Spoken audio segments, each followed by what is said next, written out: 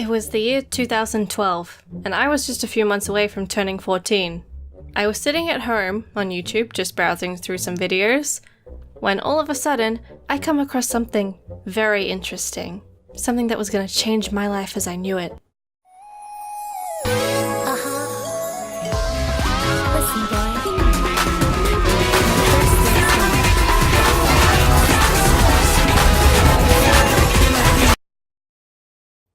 Huh. And I just kept on listening and listening, digging myself deeper and deeper into this hole until I was completely obsessed. Yes, this is a video about me being a former Koreaboo. If you're unaware of what a Koreaboo is, and you're too lazy to just Google it, allow me to explain. A Koreaboo is somebody who is obsessed with Korean culture, to the point where they may want to be Korean themselves. They usually start off as K-pop fans, fans of Korean dramas or movies, or possibly as fans of a video game popular in South Korea, like League of Legends or StarCraft. If you couldn't already tell by the name, it's basically the Korean version of a Weeaboo, and if you don't know what a Weeaboo is, I'm not gonna tell you. Now, in my defense, I actually wasn't that bad. Or at least I wasn't as bad as some people that I've seen on the internet, but it was still a very cringe-worthy part of my life that I will forever be embarrassed about. I decided to browse the internet for topics and whatnot, and I came across a few videos, quizzes, and lists. So, I compiled what I considered to be the most relevant points and put them into a list of my own. Enjoy!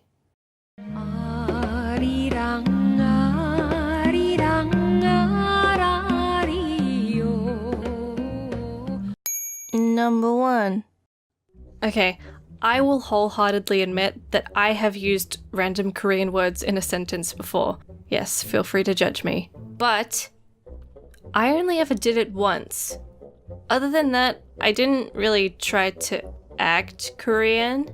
It was more so that I tried to dress Korean. Tried. I don't even need to explain just how bad it was. I'm just gonna show you this picture. Yeah. Okay, moving on. Number 2. To be honest, I didn't actually know that this was a thing. I've seen videos and heard of people who've claimed to have done this, but I've never actually done it myself. I guess I just like my own name too much. It's the next one, yay. Surprisingly enough, I didn't actually do this one either. I mean, I found Korean people attractive, but I never fetishized them. Hooray, good for you, you get a sticker. But seriously, if you're one of those individuals who fetishizes other people just because they're a certain race or ethnicity, you need to stay far away from me. My motivation slips away with every day that goes by. Sadly, I used to be one of these people. I'd say that Korean music was better, and if somebody didn't like it, it was probably because they were uncultured. Which, to be fair, there are people who are like that. People who dislike something because it's from a culture or language that they don't understand or weren't exposed to. But that doesn't mean that all people are like that. They could just, like something different to you. Just let people like what they like. Past me. This is going to exist on the internet forever. Yes, I used to do this too. Although I feel like this can apply to any celebrity or any person, really. Stalkers are a hell of a thing. I don't think that this situation is exclusive to Korean idols. But yeah, back on topic, I did used to have this huge crush on this one Korean boy group member, because I was a teenager and he was famous and good looking, and you know the drill. I would imagine dating him, and I would get upset if there was a rumor that he was dating someone else. It was very, very stupid. Like, now I don't care if any idol dates anyone, just as long as they're happy.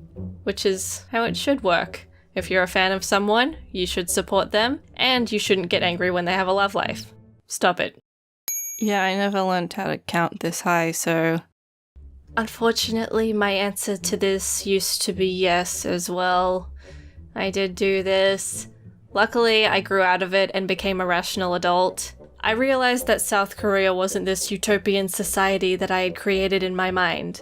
It's just another country that has its own social and economic issues, just like every other nation in the world. South Korea has good things about it and bad things about it, and it's not very realistic to expect an entire country to be this perfect, magical, sugar-coated wonderland. It's actually kind of sad how many adults I've seen with this mindset.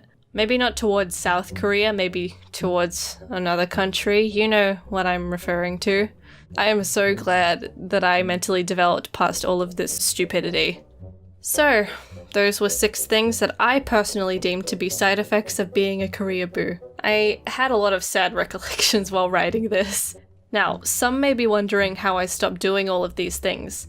And the simple answer is, I realized how much of a weirdo I was being. I mean, that, and I kind of drifted away from K-pop for a while. I went from exclusively listening to K-pop multiple times a day, every day, to only listening to it once every week or 2. I just found other genres of music that I liked. A couple of years ago, I started listening to more rap music, and recently I've taken quite a liking to songs from the 80s. So nowadays, I don't have a particular genre of music that I listen to exclusively. I'm just, you know, more chill about that stuff now. I'd like to know if anyone else has had an obsession with something that made them regret their behavior, because I know for a fact it's not just me. So please, tell me your stories. It'll make me feel better about myself. Please. Thank you. Also, thanks for watching. I don't know how to end this video.